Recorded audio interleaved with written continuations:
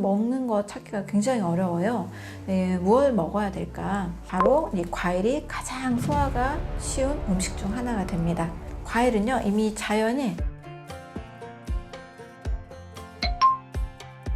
암 환자가 꼭 과일을 먹어야 하는 이유가 있나요? 과학자들이 질병에 있어서 좋은 성분들을 매년 연구하고 또 밝혀냅니다. 새로운 항산화 물질, 파이토케미컬 같은 이런 항산화 물질의 작용 기전들이 계속 밝혀지고 있습니다. 우리가 아는 것은 매우 적은 수예요. 아주 빙산의 일각 정도죠. 과일 속에는 아직도 이름을 부여받지 못한 수천 가지, 수만 가지 물질들이 들어있다고 볼 수 있습니다. 예를 들면 사과를 한번 볼게요. 우리는 사과에 비타민 C다, 케르세틴, 펙틴, 유기산 이런 것들이 들어있다는 걸 알고 있죠. 하지만 사과에는 최소 수십, 수백 가지의 이 파이토케미컬이 들어있습니다. 폴리페놀만 해도 사실은 수십, 수백 종이에요. 각각 다 어떤 작용을 하는지, 어떻게 상호작용하는지 다 밝혀진 게 아닙니다. 베리류도 굉장히 복잡한 과일이에요. 블루베리에는 무려 15가지 이상의 안토시아닌이 들어있습니다. 이러한 각 안토시아닌은 조금씩 다른 구조를 가지고 있기 때문에 다른 효과도 만들어내요. 어떤 거는 뇌 건강에, 어떤 건 눈 건강, 어떤 거는 혈관 건강에 더 특화가 되어 있습니다. 근데 이것들이 함께 작용할 때의 시너지는 아직 다 완전히 이해된 건 아닌 게 되겠죠. 또 감귤류의 플라보노이드도 마찬가지예요. 오렌지에만 해도 60종 이상의 플라보노이드가 들어있습니다. 헤스페리틴, 나린게닌, 탄게레틴, 노빌레틴 여러 이름도 굉장히 생소하죠. 이런 여러 영양소들이 각자의 역할들을 해줍니다. 최근 연구에서 감귤류의 노빌레틴이 알츠하이머 예방에 효과가 있었다는 것이 밝혀졌어요. 수천 년간 먹어온 그런 감귤류, 오렌지 이런 영양소가 이제야 그 효과가 밝혀진 거죠. 항암 효과도 계속 연구가 되고 있습니다. 포도의 레스베라토르 굉장히 유명한데요. 최근 연구에서는 이 포도씨의 추출물인 프로안토시아니딘이 굉장히 중요하다고 주목을 받고 있습니다. 혈관 건강에 있어서도 중요하고요. 또 암세포에 있어서는 혈관 생성을 억제한다는 연구 결과가 있습니다. 암세포는요, 혈관 생성을 억제하면 더 이상 전이 재발이 되지 않기 때문에 상당히 중요한 연구 결과라고 볼 수 있습니다. 석류에 들어있는 엘라그산이라는 성분도 있는데요. 이 성분의 경우는 유방암세포에 특히 효과적입니다. 암세포의 증식을 막아주고 자살을 유도합니다. 또 전이 재발을 막는 효과가 있습니다. 체리에는 페릴이라는 성분이 있는데요. 이것은 간암세포에 작용해줍니다. 아보카도에 들어있는 아보카틴 B라는 성분은요, 백혈병의 이 줄기세포를 선택적으로 공격해주는 역할을 합니다. 백혈병 이 세포들은 항암제로 죽이잖아요. 그런데 이 줄기세포는 사실 계속 살아남아서 재발이 됩니다. 재발의 원인 중에 아주 좀 무서운 게 종양 줄기세포라고 할 수 있죠. 근데 이 아보카도의 아보카틴 B라는 성분은 이 줄기세포를 억제하는 효과가 있습니다. 이 과일의 항산화 효과도 굉장히 복잡하고 단순하지 않습니다. 특히 우리는 이제 ORAC, 오락이라는 것으로 이 항산화 능력을 측정하기도 해요. 실험실 수준이긴 한데요. 실제로 우리 몸에서는 훨씬 더 복잡한 항산화 효과가 일어난다고 볼 수 있습니다. 특히 과일의 항산화 물질들은 단독으로 작용하지 않고요. 서로 협력하고 재생시키고 또 그 효과를 굉장히 증폭시켜 줍니다. 예를 들면 아까도 말씀드렸지만 비타민 C는 비타민 E를 재생시켜줘요. 비타민 E가 활성산소를 제거하면 자신도 산화가 됩니다. 그래서 비타민 C가 산화된 비타민 E를 다시 환원시켜서 재활용해주게 되는 거죠. 또 플라보노이드는 비타민 C 흡수를 높여주고 작용 시간을 길게 늘려줍니다. 카로티노이드는 서로 다른 종류의 활성산소를 제거해줍니다. 이렇게 복잡한 네트워크 항산화 시스템이 있거든요. 우리가 알고 있는 거는 아주 일부, 빙산의 일각이라고 볼 수 있습니다. 과일에는 또 우리가 영양소라고 생각하지 않았던 또 다른 물질들이 있습니다. 과일의 색소나 향기 성분, 쓴맛 이런 성분들이 모두 생리활성 물질입니다. 리모넨이라는 성분은 향기 성분이에요. 하지만 동시에 간의 해독 효소를 활성화시켜주고 암을 예방해주기도 합니다. 자몽의 쓴맛 성분 있잖아요. 나린진이라는 건데요. 이것은 약물 대사에 영향을 미칩니다. 또 장내 미생물도 이런 물질들을 대사해서 또 다른 새로운 물질들을 다 만들어내는데 이게 과학적으로, 화학적으로, 영양적으로 다 밝혀지지 않았다는 거죠. 결국 과일의 이 건강 효과는요, 하나의 성분이 하나로 작용한다 이렇게 단순하게 설명할 수 없습니다. 수천 가지 물질이 아주 조화롭게 작용한 그 결과라고 볼 수 있습니다.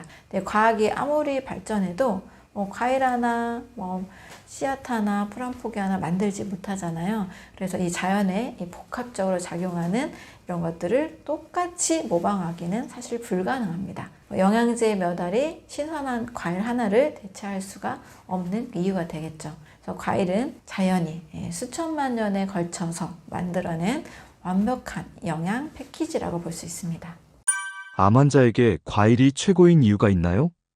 암 환자분들이 가장 힘들어하는 것 중에 하나가 바로 소화입니다. 일단 항암 치료를 받는 과정에서 소화기관 세포들이 굉장히 많이 손상이 되죠. 입부터 이제 손상이 되죠. 입도 활고 또 유전막 손상이 되니까 굉장히 메스껍고 식욕도 떨어집니다.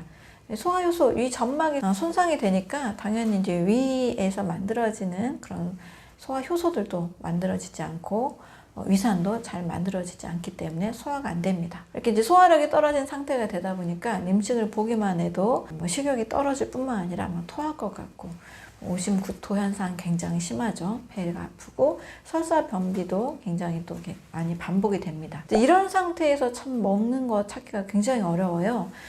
무엇을 먹어야 될까? 바로 이 과일이 가장 소화가 쉬운 음식 중 하나가 됩니다. 과일은요, 이미 자연이 사실 소화를 다 시켜놓은 거나 비슷해요. 과일의 당분은 단순당입니다. 포도당과 과당과 자당으로 이루어져 있어서 더 이상 이제 분해될 게 없죠. 과당 같은 경우는 간에서 바로 에너지로 사용을 합니다. 운동선수들이 이렇게 중간 사이사이에 바나나도 먹고 과일을 먹는 이유가 바로 그거죠. 소장에서 또 바로 흡수가 됩니다.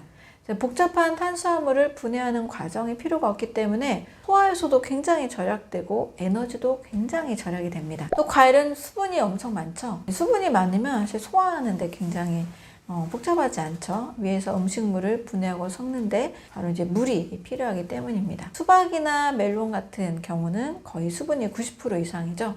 그냥 물 마시는 효과와 거의 같습니다. 또 이 수분에는 굉장히 많은 영양소가 같이 함유되어 있는 고급 수분이라고 볼 수 있습니다. 과일의 식이섬유가 또 굉장히 중요한 역할을 하죠. 과일의 식이섬유는 채소의 식이섬유와 완전히 다릅니다. 채소의 셀룰로스 식이섬유는 굉장히 거칠고 단단해요. 하지만 과일의 식이섬유는 팩틴처럼 부드러운 형태입니다. 위장에 강한 자극을 주지 않아요. 그러면서도 장 운동을 도와줍니다. 특히 과일이 익을수록 이 식이섬유가 더 부드럽게 바뀌거든요. 바나나, 파파야, 멜론 같은 이런 과일들은 소화 기능이 아주 약한 사람들도 잘 소화시킬 수 있습니다.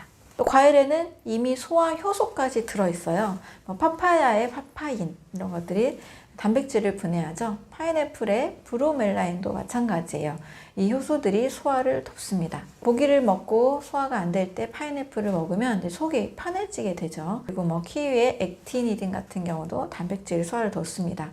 키위 하나를 먹게 되면 소화제가 사실 필요가 없는 거죠. 만약에 드신다면 과일을 키위나 파인애플을 먼저 드시고 고기를 드시는 것이 훨씬 더 예방 차원에서 좋습니다. 과일은 위산 분비도 자극하지 않습니다. 매운 음식이나 기름진 음식을 먹게 되면 속이 좀 불편하잖아요. 위산도 과하게 나오기가 쉽습니다. 하지만 대부분의 과일은요, 위에 부담을 주지 않아요. 특히 알칼리성 미네랄이 매우 풍부합니다. 그래서 위산을 중화시켜주죠. 또 몸의 산성 체질도 알칼리 체질로 바꿔줍니다. 단 이제 너무 신맛 과일이죠. 감귤류나 사과나 파인애플 같은 지나치게 신맛이 강한 과일들은 위험이 심한 분들의 경우는 사실 좀 주의해야 됩니다. 이럴 때는 단맛 과일을 선택해 주면 돼요. 바나나나 멜론이나 파파야 같은 순한 단맛 과일을 드시면 됩니다. 과일은 또 항염 효과가 굉장히 많죠. 항암 치료로 손상된 장 점막은 일단 이미 염증 상태라고 보시면 돼요. 과일의 이 항산화 성분, 다양한 플라보노이드, 안토시아닌 이런 것들은 염증을 가라앉혀주는 효과가 있습니다.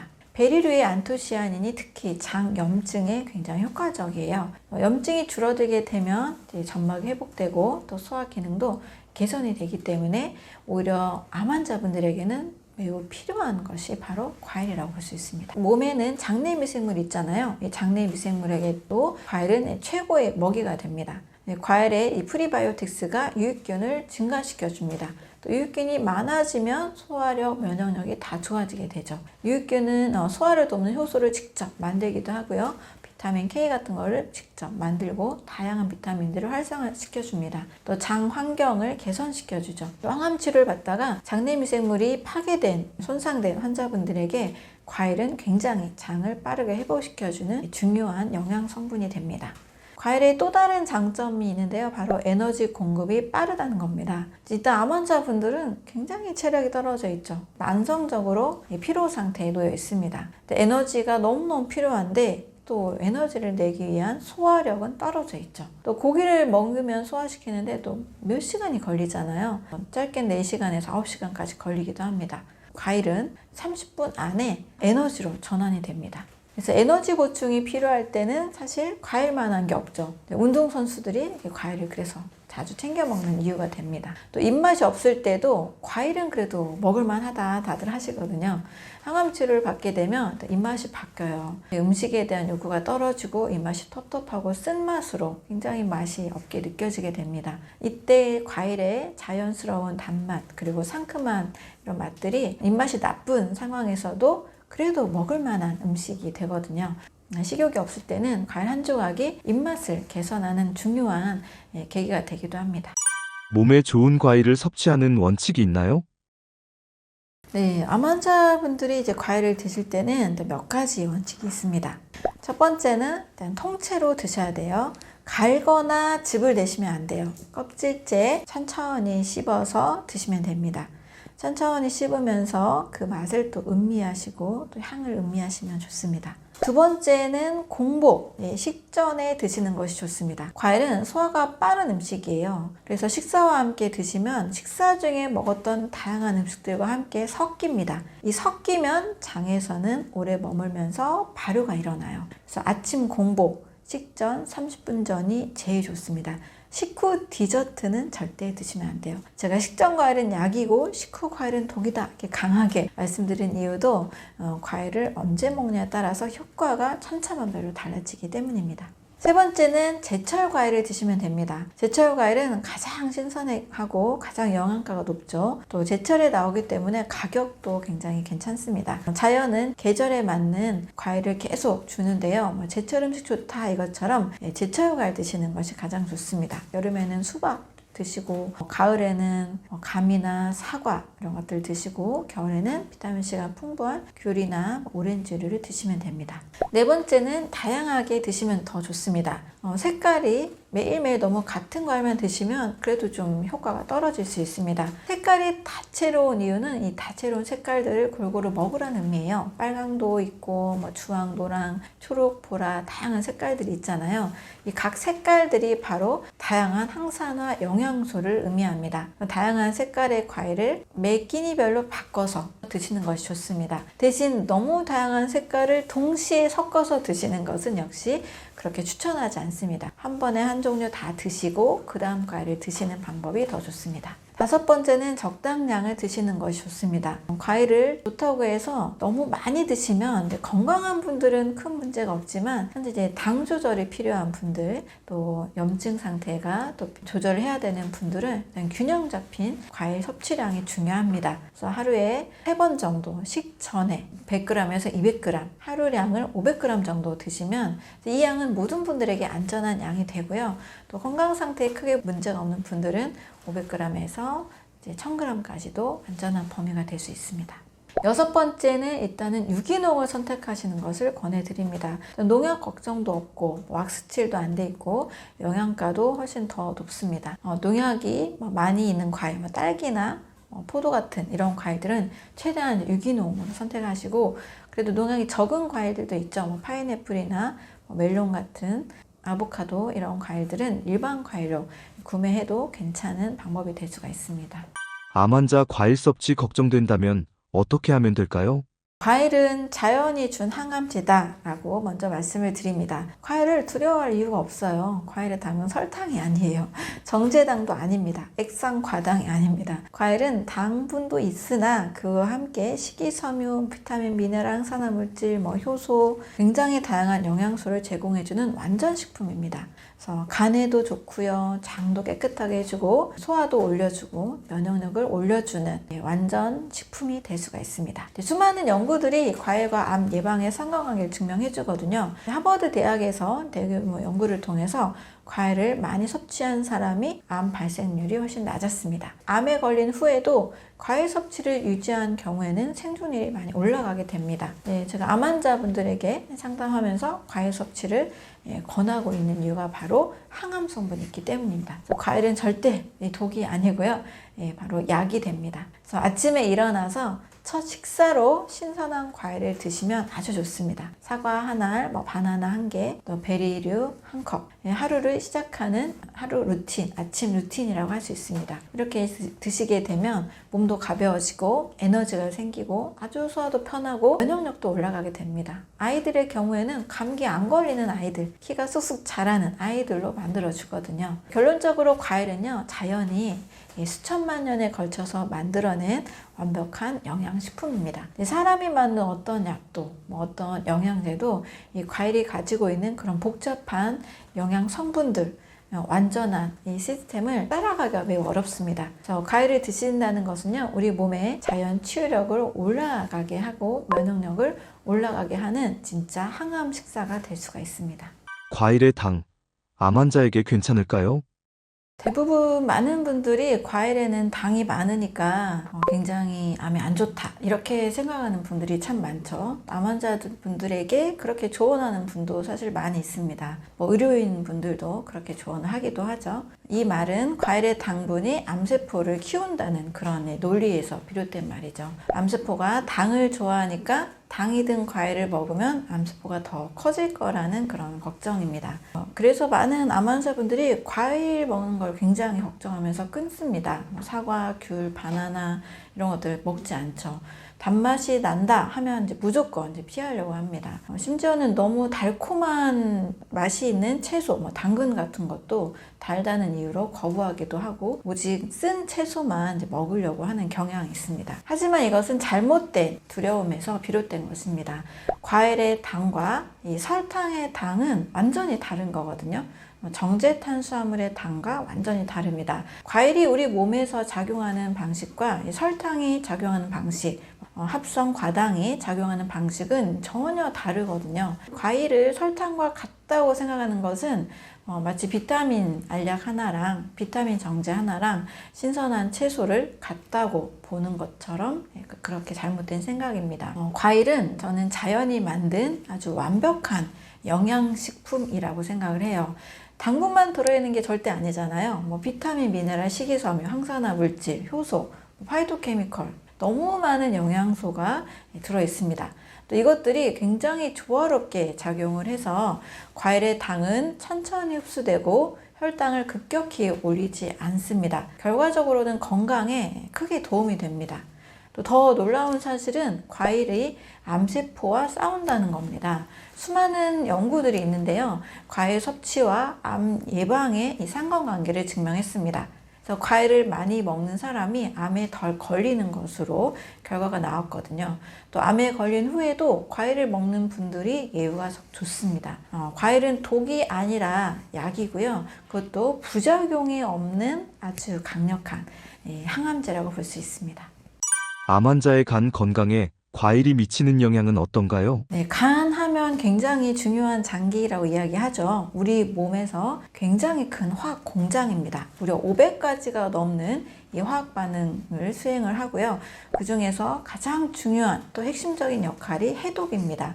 전에도 말씀드렸듯이 간이 건강해야 독소가 제거가 되고 또 세포가 재생이 되고 면역력이 올라가면서 우리 몸의 회복이 됩니다. 과일에는 이 간 건강을 회복시키는 특별한 영양소들이 아주 많이 들어있거든요.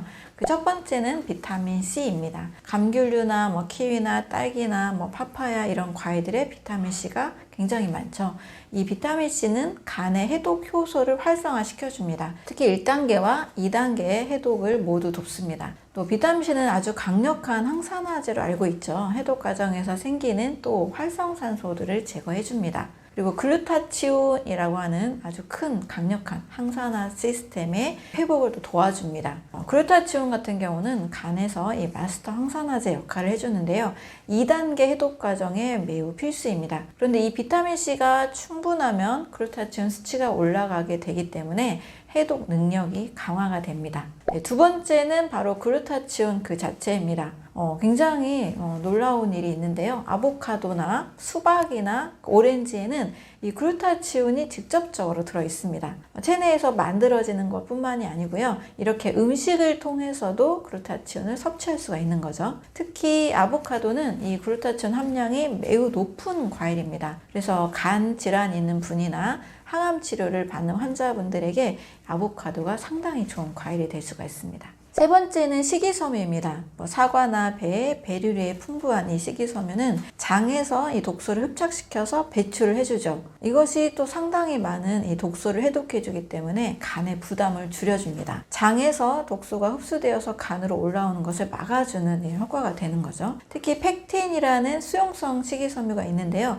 이것은 중금속을 또 배출하는 효과가 매우 좋습니다. 사과의 팩틴은 납이나 수은, 알루미늄 같은 이 중금속과 결합을 해서 대변으로 내보내줍니다. 네 번째 중요한 영양소는 칼륨입니다. 바나나나 멜론, 키위에 이 칼륨이 많죠. 몸속에 있는 나트륨을 배출시켜주고 수분의 균형을 맞춰줍니다. 또 혈압을 내려주는 역할도 하죠. 그래서 간은 혈액을 이렇게 걸러내는 그런 기관이기 때문에 혈액 순환이 좋아야만 재기능을 할 수 있습니다. 칼륨이 혈압을 안정시켜주면 간으로 가는 혈류도 개선이 되는 거죠. 다섯 번째는 엽산입니다. 오렌지나 아보카도, 망고에 엽산이 풍부하죠. 이 엽산은 DNA 합성을 해주고요. 세포 분열에 아주 필수적인 영양소입니다. 간세포는요, 아주 재생이 잘 되는 세포로 알려져 있죠. 끊임없이 재생이 됩니다.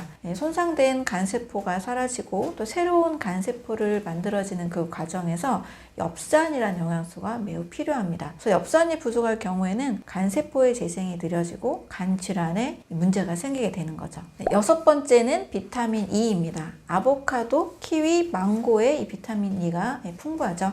비타민 E는 지용성 항산화 영양소라고 알려져 있습니다. 그래서 간세포의 세포막을 보호하고요. 지방간도 예방을 해주고 간의 염증을 또 줄여줍니다. 특히 비알코올성 지방간 환자들 많은데요. 이 환자들에게 비타민 E가 도움이 된다는 연구 결과가 아주 많습니다. 일곱 번째는 베타카로틴입니다. 노란색 망고나 살구, 복숭아, 노란색과 주황색 과일에 베타카로틴이 풍부하죠. 베타카로틴은 수용성인데요. 체내에 들어오면 지용성인 비타민 A로 전환이 됩니다. 그래서 비타민 A 같은 경우는 간세포의 성장과 분화, 또 세포 재생에 매우 중요한 성분이죠. 항산화 작용도 같이 하죠. 그래서 간을 보호해주는 역할을 합니다. 과일에서 나오는 베타카로틴은 필요한 만큼만 체내에서 전환이 되기 때문에 아주 안전하다고 볼 수 있습니다. 때로는 비타민 A 과잉 섭취에 논란이 참 많이 있잖아요. 과일로 비타민 A를 보충한다는 것은 아주 안전한 수용성 베타카로틴으로 섭취하기 때문에 문제가 되지 않습니다. 여덟 번째는 플라보노이드입니다. 감귤류의 헤스페리딘이나 나린게닌, 베리류의 안토시아닌, 포도의 레스베라트롤, 이것들이 모두 플라보노이드 계열의 항산화 영양소입니다. 강력한 항산화 작용, 또 항염 작용이 있죠. 간의 염증을 줄여주고 간세포를 보호해주고 지방간도 개선해줍니다. 특히 베리류의 안토시아닌은요, 간의 섬유화를 예방한다는 연구 결과까지 있습니다. 아홉 번째는 유기산입니다. 레몬이나 라임, 자몽 같은 이 신맛 과일에 유기산이 많죠. 구연산이나 말산 같은 형태로 들어있어서 간의 해독을 도와줍니다. 이 산들은 체내에 들어오면 알칼리성으로 작용을 합니다. 신맛이 나기 때문에 산성으로 오해를 할 수가 있는데요. 대사가 되면서 몸속에서는 알칼리 성분으로 바뀌어지게 됩니다. 또 유기산 같은 경우는 소화를 도와주고 담즙 분비를 촉진시켜줍니다. 또 간의 지방 대사를 개선시켜주는 역할도 합니다. 이렇게 9가지 영양소가 과일 속에서 매우 조화롭게 작용을 합니다. 따로따로가 아니라 함께 있게 되면 우리가 알지 못하는, 예측하지 못하는 시너지 효과도 매우 많게 되는 거죠. 좀 밝혀낸 것들로는 비타민C가 비타민 E를 재생시키고 비타민 E는 베타카로틴을 보호해주고 뭐 플라보노이드 같은 경우는 비타민C 흡수를 도와주는 이런 역할들이 있습니다. 서로 상승작용을 도와주는 것이 자연식 이런 과일의 힘이라고 볼 수 있습니다. 영양제나 뭐 어떤 알약으로는 절대 따라할 수 없는 굉장히 정교하고 굉장히 복잡한 큰 시스템이라고 할 수 있습니다. 암 환자 면역력에 과일이 어떤 영향을 미칠까요? 과일이 정말 즉각적으로 보여주는 놀라운 효과가 있는데요. 바로 장 건강을 회복시켜준다는 겁니다. 장은 우리 몸에서 최전방 방어선이라고 하죠. 외부에서 들어오는 음식물과 세균을 가장 먼저 만나게 되는 곳입니다. 이곳에 방어막이 강해야 되기 때문에 면역세포의 무려 70% 이상이 장에 있습니다. 장이 건강해야 면역력이 올라가고 장이 망가지게 되면 온몸에 이제 문제가 생기는 거죠. 또 과일의 이 식이섬유 같은 경우는 장을 깨끗하게 청소해주는 청소부 역할을 해줍니다. 수용성 식이섬유는 물에 녹죠. 그래서 젤 같은 물질로 바뀝니다. 이게 장벽을 따라서 여기저기 이동하면서 붙어있는 노폐물이나 독소를 떼어내주는 역할을 합니다. 마치 이제 청소용 스펀지가 때를 딱 흡착시켜서 청소해주는 역할과 같은 거죠. 불용성 식이섬유는 말 그대로 물에 녹지 않죠. 그래서 그대로 장을 통과해 줍니다. 하지만 이 과정 속에서 장의 연동 운동을 자극해 주죠. 그래서 변의 부피를 늘려주고 배변을 촉진시켜 줍니다. 음식이 장에 머무르는 시간이 짧아질수록 독소가 흡수되는 것도 줄어들게 되기 때문에 빠른 배출에 있어서 수용성, 불용성 식이섬유는 매우 중요하다고 볼 수 있습니다. 변비 같은 경우는 정말 독소가 가득 차 있는 상태다라고 이해하시는 게 좋아요. 많은 분들이 변비를 그냥 변비 있어 이 정도로 생각하시는데 절대 그렇지 않습니다. 대변이 장에 오래 머무르면 부패가 일어나게 되죠. 독소가 더 많이 늘어납니다. 이것이 오래 머물면서 장에 있는 그 혈관으로 다 흡수가 돼버립니다. 그래서 만성변비가 있는 분들은요, 대장암의 위험이 높아지고요. 대장암뿐만이 아니라 여러 질환들, 또 뇌질환의 위험성도 커지게 됩니다. 그런데 과일의 식이섬유가 바로 너무나 쉬운 아주 자연스러운 변비의 솔루션이라고 볼 수가 있습니다. 그래서 너무 이게 약에 의존하기보다는요, 과일을 통해서 장 운동도 정상화시키고 또 독소도 배출하는 그런 효과를 보시면 좋겠습니다. 또 과일에 또 다른 아주 중요한 보물 같은 성분이 있는데요. 바로 프리바이오틱스입니다. 프리바이오틱스는 장내 유익균의 먹이가 되는 이 식이섬유, 먹이라고 보시면 됩니다. 바나나의 뭐 이눌린, 사과의 펙틴, 베리의 뭐 올리고당 이런 것들인데요. 유익균이 이것을 먹고 계속 이제 증식을 하죠. 그러면서 또 매우 중요한 영양소인 단세지방산을 만들어냅니다. 이 단세지방산 중에서도 부티리산은 장 점막세포의 주요 에너지원이 됩니다. 그래서 부티리산이 충분한 몸이 되면 장 점막이 건강하게 재생이 되죠. 장벽도 튼튼해지고 독소가 새어나가는 장누수 증후군 이런 것들을 예방해주는 역할을 합니다. 장내 미생물의 이 균형이 좋아지게 되면 또 면역력이 쭉쭉 올라가게 돼요. 유익균은 면역세포를 훈련시키는 또 다른 역할을 또 해줍니다. 어떤 것이 적인지 아닌지 구별하는 그런 능력들을 키워주게 돼요. 또 항염 물질들을 많이 만들어서 면역이 과하게 일어나는 것을 조절해 줍니다. 장내 미생물과 면역세포는 끊임없이 소통을 해요. 이 소통을 원활하게 할수록 면역력이 강해지고 또 면역력이 균형을 잡게 됩니다. 과일의 이 폴리페놀도 장 건강에 기여하는 매우 중요한 성분이에요. 베리류에 들어있는 안토시아닌이나 포도의 레스베라트롤, 또 사과의 퀘르세틴 같은 것들이 장에 도달을 하게 되면 장내 세균에 의해서 대사가 됩니다. 이 과정에서 더 강력한 항산화 물질로 전환이 되고요.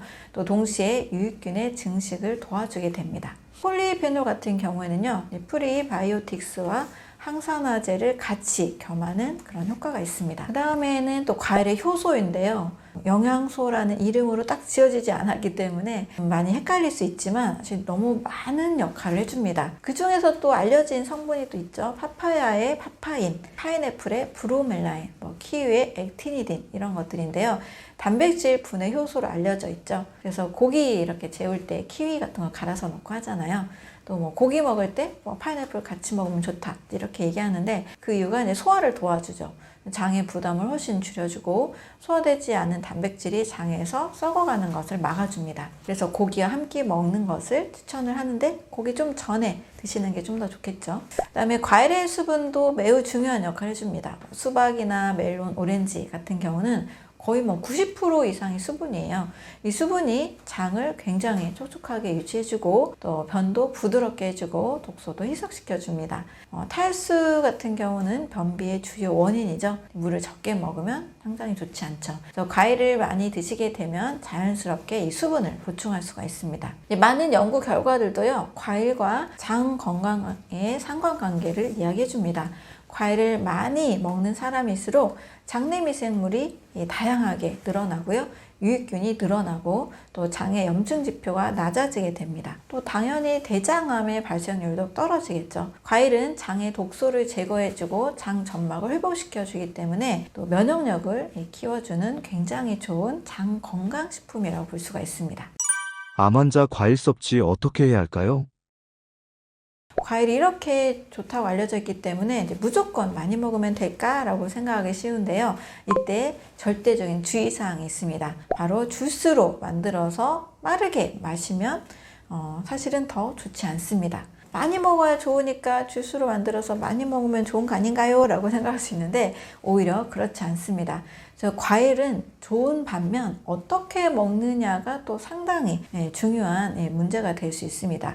통째로 그냥 과일을 씹어서 먹는 거하고 갈아서 마시는 것은 아주 완전히 다른 문제입니다. 특히 이제 과일을 갈아서 거기에 식이섬유를 제거한 그냥 과일 주스 있죠. 많이 판매되고 있기도 하죠. 이런 과일 주스는 식이섬유가 제거된 상태이기 때문에 상당히 좋지 않은 음식에 포함이 됩니다. 일단 과일을 갈게 되면 당분이 다 쪼개집니다. 그래서 혈당이 바로 올라가게 되죠. 거기다 식이섬유까지 같이 버렸기 때문에 혈당 상승, 혈당 스파이크가 매우 심해집니다. 혈당 스파이크가 심해지게 되면 우리 몸에서는 인슐린이 대량으로 분비가 돼요. 또 혈당이 확 올라갔다가 확 떨어지게 되면 굉장히 많은 허기가 지게 되고 또 피로감도 생깁니다. 이게 계속적으로 반복이 되면 인슐린 저항성이 생기고 결국 당뇨병으로 이어지는 좋지 않은 결과가 나타납니다. 과일을 통째로 먹을 때는 전혀 문제가 없었던 당이 이렇게 즙으로 또 주스로 마시게 되면 거의 그냥 설탕물과 비슷하게 작동을 하게 됩니다. 특히 이제 시판 주스는 더 위험하죠. 과일 함량이 훨씬 적습니다. 또 첨가당도 같이 들어있죠. 100% 과일 주스다라고 이제 써있기도 하는데요. 이것은 농축액을 다시 희석한 겁니다. 농축시켰다가 물을 다시 부어서 한 거기 때문에 영양소도 당연히 많이 손실이 돼 있고요. 또 향이나 맛을 내기 위해서 첨가물도 들어갑니다. 살균 처리를 했기 때문에 효소나 비타민도 파괴가 돼 있죠.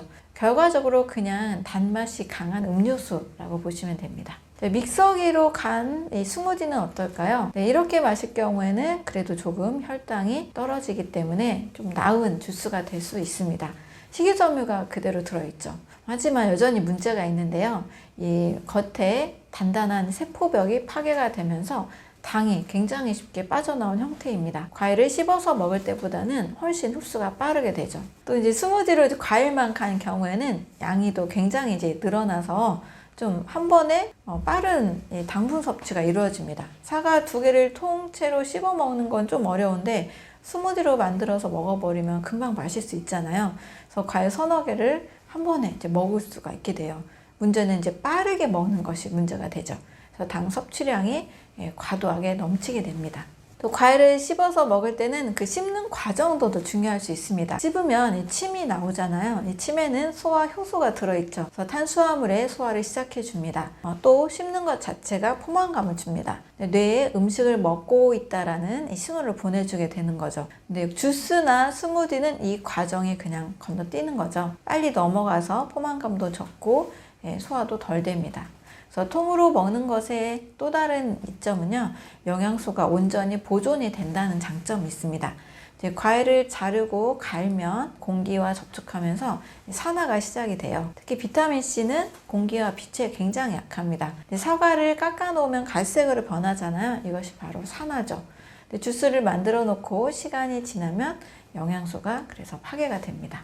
과일의 껍질도 중요하다고 봅니다. 많은 항산화 물질이 바로 이 껍질에 많이 들어있어요. 사과 껍질에 있는 퀘르세틴, 포도 껍질에 들어있는 레시베라트롤, 감귤 껍질에 있는 리모넨, 이런 것들이 대표적입니다. 껍질을 벗기면 이런 영양소를 벗겨서 버리는 꼴이 되거든요. 물론 농약 문제가 있죠. 농약 때문에 껍질을 벗겨야 될 때도 있습니다. 그래서 최대한 가능하다면 유기농 과일을 사서 껍질째 드시는 것이 가장 좋습니다. 결론은 과일을 통째로 그리고 천천히 씹어서 먹는 것이 좋습니다. 주스로 만들거나 즙을 내서 드시면 과일의 온갖 좋은 장점들이 사라지고 단점만 남게 됩니다. 과일을 설탕과 다르게 만드는 것이 바로 식이섬유와 전체적으로 들어있는 그 영양소 구성인데요. 이걸 빼버리면 이제 과일도 설탕과 비슷해지는 거죠. 환자의 장 면역력이 강화되면 어떤 일이 일어나나요?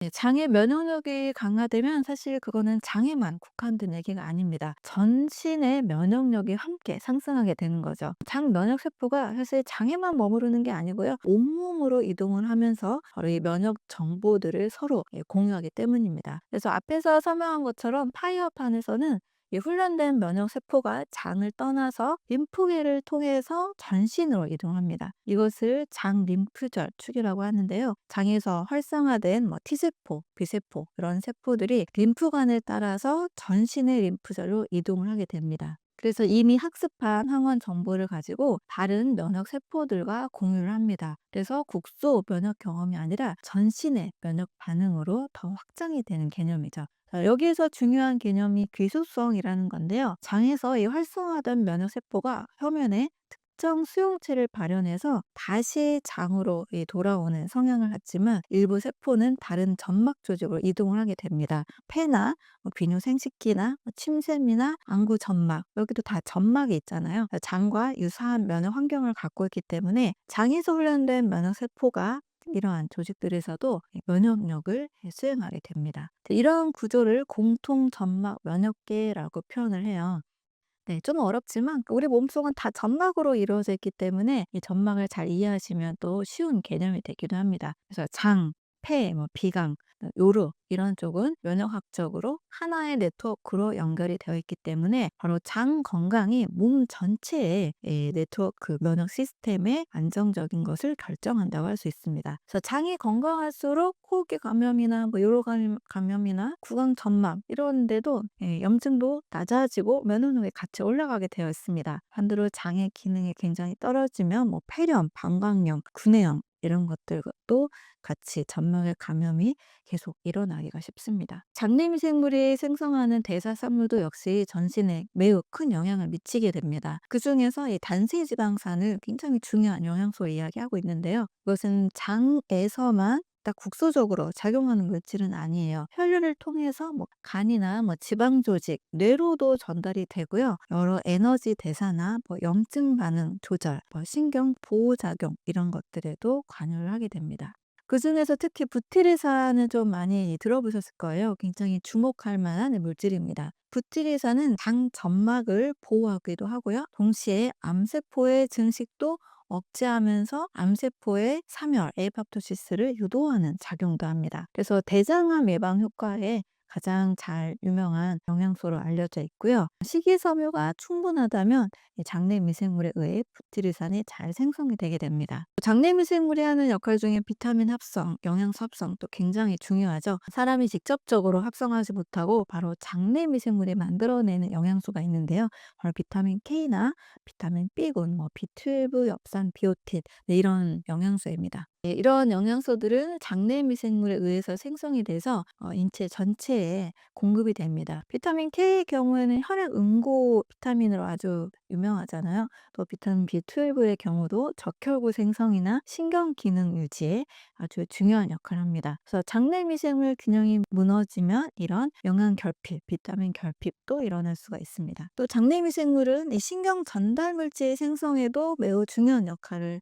담당하죠. 사실 세로토닌이 뇌에서 만들어진다고 알려졌었지만 지금은 이제 대부분 상식이 됐죠. 장에서 90% 이상 만들어진다. 근데 세로토닌뿐만이 아니고요. 도파민이나 가바도 역시 장내 미생물에 의해서 만들어집니다. 이 물질들은 미주신경을 통해서 뇌와 소통을 하죠. 그래서 장내축이라고 얘기합니다. 그래서 최근 연구에서는 이 장내 미생물에 따른 뇌 건강과의 연관성을 많이 이야기하고 있죠. 우울증이나 불안, 공황장애, 파킨슨, 알츠하이머 이런 모든 뇌질환도 제 장내 미생물과 상당히 연관성이 높다라는 연구 결과가 계속 나오고 있습니다. 그래서 면역력과 정신 건강은 사실 임상 현장에서 사실 많이 관찰이 되고 있어요. 우울증 환자에게선 염증 지표가 높고요. 또 면역력이 떨어진 경우도 많고요. 장내 미생물을 환경, 장내 건강을 개선했을 때 사실 우울증도 많이 완화가 되는 사례도 보고되고 있습니다. 또 이제 변비가 심한 이 우울증이나 조현병 환자들의 경우에는 변비가 좀 완화되면 증상이 나아지고 변비가 심해지면 또 그 증상이 심해지는 장내 건강과 뇌 건강 상태가 굉장히 많이 좌우하는 이야기들을 임상 현장에서 많이 이야기되고 있습니다. 또 프로바이오틱스를 섭취하고 나니까 우울 증상이 개선이 됐다라는 연구 결과들도 역시 나오고 있습니다. 네, 암 환자도 바로 이런 연결고리가 굉장히 중요하죠. 특히 암 진단 자체가 굉장한 불안 또 굉장한 스트레스로 작용을 하죠. 그래서 많은 환자들은 걱정, 불안, 공포, 두려움, 우울 이런 부정적인 감정들을 모두 다 동시에 경험을 합니다. 여기에 항암 치료가 더 들어가게 되니까 장내 미생물 환경이 더 악화가 되는 거죠. 부정적인 이 감정들 때문에 또 더 악화가 되는 악순환이 계속 이루어지게 됩니다. 그래서 장 건강을 회복시키는 과정은요. 네, 면역력을 올리는 것뿐만이 아니고요. 바로 정서적으로 세로토닌, 도파민, 가바 같은 신경 전달 물질도 나오기 때문에 정서적인 안정에도 굉장히 중요한 역할을 하고 있습니다. 또 장내 미생물은 약물 대사에도 굉장히 중요한 역할을 하죠. 일부 항암제의 경우에는요. 장내 미생물에 의해서 활성화되거나 반대로 이 활성이 깨지게 됩니다. 미생물의 구성에 따라서 약물 반응이 크게 달라질 수 있습니다. 최근 연구 결과에서는 장내 미생물 상태가 좋은 환자에게서는 이 면역 관문 억제제, 면역 항암제죠. 면역 항암제에 대한 반응률이 더 좋다라는 결과들이 나오고 있습니다. 분변 이식에 대해서도 잠깐 말씀을 드릴게요. 건강한 사람의 장내 미생물을 이식하는 것이 바로 분변 이식입니다. 우리 장기 이식은 들어봤는데 분변 이식 낯설지만 사실 이제 많이 나오고 있는 기법이기도 합니다. 이것은 미생물 구성을 다시 이게 조절해서 장내 미생물이 없는 환자에게 건강한 사람의 장내 미생물을 이식하는 거예요. 그래서 초기 연구 결과를 보면 면역 항암제에 반응하지 않던 환자들이 이 장내 미생물 분변 이식을 받았을 때 더 치료 결과가 좋아지는 사례들이 연구되고 있습니다. 아직 이제 초기 연구 단계지만 장내 미생물이 또 암 치료에 있어서도 굉장히 중요한 변수가 되는 것을 알려주고 있습니다. 네, 전신염증도 역시 장에서 시작되는 경우가 굉장히 많거든요. 장벽이 손상되면 장 누수 증후군 같은 거죠. 그러면 세균 조각이나 독소, LPS 같은 것들이 혈류로 들어오게 됩니다. 대사성 뇌독소 혈증이라고 하는데요. 이 과정에서 LPS, 리포폴리사카라이드라는 건데 리포 다당체라고도 합니다. 이것들이 전신 염증 반응을 유도하면서 만성염증 상태를 계속 고착화시켜주게 됩니다. 이런 만성염증 같은 경우는 사실 심혈관 질환, 당뇨, 치매, 암 이런 질병에서 공통적으로 사실 나타나고 있는 증상이죠. 그래서 그 출발점에는 항상 장 건강에 문제가 있고요. 만약에 반대로 장벽을 튼튼하게 하고 장 점막을 튼튼하게 재생시키고 장내 미생물의 균형을 잘 만들면 이런 전신의 염증 수준이 잘 낮아지게 됩니다. 실제로 장 건강 개선 프로그램을 적용한 연구들에서 보면요. 염증 지표 중에 CRP 같은 수치, 인터루킨 6 같은 이런 수치들이 유의미하게 감소가 되고요. 반대로 NK세포 이런 활성도나 항체 생산 능력들이 더 향상되는 보고들이 있습니다. 가공식품을 줄이고요. 프로바이오틱스나 프리바이오틱스를 많이 섭취해주는 과일이나 채소 그리고 발효식품 이런 것들을 섭취하는 것만으로도 장 면역 환경이 굉장히 짧은 시간 안에 바뀌기도 합니다. 장 면역력을 높이는 방법이 있나요? 장은 생활 습관에 즉각적으로 반응하는 기관이에요. 그래서 굉장히 변화가 빠르기도 합니다. 그래서 장 면역력을 올리기 위해서는 이 생활 습관에서 사실 실천하는, 꾸준히 좀 실천하는 일관적인 그런 노력이 좀 필요합니다. 근데 발효식품은 장 면역을 회복시키는 정말 중요한 음식이 됩니다. 뭐 김치, 된장국, 낫또, 유제품을 사용하지 않은 식물성 요구르트, 이런 발효식품에는 유익균이 많이 있잖아요. 그리고 굉장히 다양한 이 균주들을 제공을 해줍니다. 김치에는 락토바실러스라는 게 있고요. 낫또의 바실러스균, 또 요구르트의 비피더스균 같은 경우에는 장내에서 서로 다른 역할을 수행하게 되죠. 그래서 한 가지에 치우친 것보다는 다양한 균들을 섭취하는 것이 장내 다양한 미생물 환경에 중요한 역할을 해줍니다. 그리고 식이섬유 섭취는요, 장 건강을 위해서 많이 먹으라고 얘기하죠. 바로 유익균을 늘리는데 굉장히 필수 조건이 됩니다. 하루 25에서 35g의 식이섬유가 세계보건기구에서도 권장되는 양입니다. 이것은 뭐 채소, 과일, 제가 늘 말씀드리는 아침 과일 500g 정도의 양, 뭐 통곡물 식사 중에 드시고 콩류 좀 드시면 아주 자연스럽게 충분히 섭취할 수 있습니다. 특히 수용성 식이섬유 같은 경우에는요, 장내 미생물의 주요 먹이로 작용하게 됩니다. 이 수용성 식이섬유는 과일에 굉장히 많이 들어있죠. 근데 뭐 과일 외에도 귀리나 보리 같은 곡류에도 베타글루칸의 형태로 들어있고요. 미역이나 다시마에 해조류, 알긴산도 포함이 되어 있습니다. 사과나 배, 딸기, 블루베리 이런 과일에는 당연히 펙틴 같은 이런 식이섬유가 많이 들어있죠. 네, 식단의 다양성도 계속 중요하다고 말씀을 드리고 있습니다. 여러 연구에서는 일주일에 30가지 정도의 서로 다른 식물성 식품을 먹었을 때 장내 미생물의 다양성이 굉장히 높게 유지가 되는 것으로 알려져 있습니다. 다양한 채소, 과일, 곡물, 콩류, 견과류, 허브, 버섯류, 해조류 이런 것들이 장내 미생물의 균형과 회복력을 높이는 굉장히 중요한 음식이 됩니다. 정말 조심해야 되는 건 바로 가공식품이죠. 최대한 줄여야 돼요. 설탕 직접적으로 들어가 있고 인공 감미료, 또 식품 첨가물 이런 것들은 유익균의 생존력을 약화시켜 줍니다. 그리고 유해균의 증식을 굉장히 촉진시킵니다. 특히 아스파탐, 스크랄로스 같은 인공 감미료 있잖아요. 장내 미생물에는 사실 부정적인 영향이 보고되고 있으니까요. 조심하시면 좋겠습니다. 가공육이나 인스턴트 식품, 과자류 이런 것들도 역시 장 면역 회복 과정에서는 먼저 좀 배제해야 되는 식품입니다. 항생제 사용은 정말 신중하게 해야 되겠죠. 항생제는 장내 미생물 전체에 매우 큰 영향을 미칩니다. 그래서 반드시 필요한 경우에만 사용을 하시면 좋겠습니다. 불가피할 경우에는 프로바이오틱스를 같이 병행하는 것. 치료 이후에는 반드시 발효식품이나 과일, 채소류 꼭 같이 드시면서 장내 환경을 잘 회복시키는 것에 집중할 필요가 있습니다. 또 스트레스도 역시 장 면역에서 매우 중요하죠. 이 스트레스는 장 운동성에도 영향을 미치고요. 장 점막 세포의 기능, 그리고 미생물 구성, 이 세 가지 부분에 다 직접적으로 영향을 미칩니다. 그래서 스트레스를 좀 완화시키는 나만의 즐거운 뭔가 활동, 취미생활 반드시 병행해 주시고요. 또 그래서 많은 분들이 명상하시고 호흡법도 연습하시고 또 가볍게 산책하고 달리기 하면서 몸만 운동하는 게 아니라 심리적으로도 많이 안정시키는 이런 것들을 같이 병행합니다.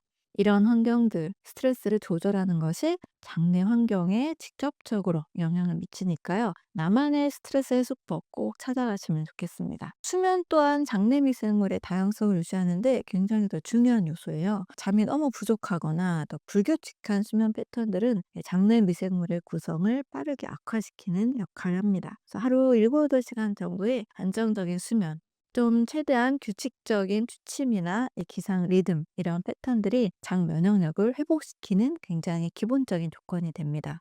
신체 활동도 장내 미생물 개선에 중요한 역할을 합니다. 규칙적으로 유산소 운동을 하게 되면 장내 미생물의 다양성을 올려주게 되고요. 염증 수준을 낮추는 데 도움이 됩니다. 그래서 하루 30분 정도의 걷기, 최대한 8,000보 정도까지 하면 가장 좀 좋겠죠. 이런 걷기로도 충분히 효과를 기대해 볼 수가 있고요. 대신 너무 과도한 운동의 경우 또 장 기능을 떨어뜨릴 수 있으니까요.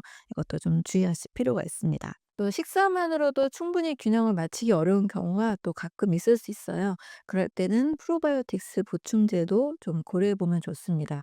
락토바실러스나 비필투더스균을 기본으로 여러 균주가 포함된 제품들이 적합하다고 볼 수 있습니다. 일반적으로 하루 100억에서 500억 CFU 정도가 적절하다고 하는데요. 프로바이오틱스 경우에는 이제 공복에 섭취하시는 게 좋고 보관을 잘해서 균의 안정성을 유지하시는 것이 좋습니다. 네, 장의 면역력은 단기간에 바로 형성되는 건 아니지만 올바른 환경이 조성이 되면 비교적 빠르게 회복력을 올려주는 데 큰 도움이 됩니다. 그래서 중요한 것은 특별한 어떤 엄청난 처방이 아니고요. 장이 본래 기능을 회복할 수 있도록 그 조건을 만들어주는 것입니다. 이 히포크라테스는 무려 2400년 전에 모든 질병은 장에서 시작된다고 말했습니다. 네, 당시에는 어떤 경험적인 그런 통찰에 가까운 표현이었지만 제 현대의학 그리고 생명과학에서는 바로 이 말이 점차 사실로 계속 밝혀지고 있습니다. 그래서 장 건강은 국소적인 문제가 아니고요. 전신의 건강을 좌우하는 핵심 요소가 되고요. 또 장의 면역 상태가 온몸의 면역 시스템의 상태를 결정한다고 할 수 있습니다. 암 환자에게 장 건강은 정말 굉장히 중요한 부분입니다. 특히 항암 치료 과정에서 장 점막 손상되고요. 또 장내 미생물 환경이 꽤 손상이 되잖아요. 그래서 이 부분을 정말 같이 반드시 회복을 시켜야만 전체적인 암 치료의 경과에 좋은 영향을 미칠 수 있습니다. 이 장 기능이 건강해져야만 영양소도 잘 흡수가 되고 또 대사산물, 찌꺼기, 독소 배출들이 원활해지고요. 그리고 면역 시스템이 정상적으로 잘 돌아올 수 있습니다. 이 장을 건강하게 만드는 접근은 사실 복잡하진 않아요. 충분한 과일 섭취, 채소 섭취, 발효식품, 그리고 가공식품은 덜 먹고 스트레스를 좀 관리하는 것만으로도 장내 환경은 굉장히 빠르게 변화할 수가 있습니다. 뭐 어떤 분 며칠 안에도 몇 주 안에도 변화가 관찰되기도 하고요. 좀 길게는 수개월에 걸쳐서 면역력이 올라가기도 합니다. 그래서 장을 우리가 이해할 때 단순한 소화기관이 아니고요.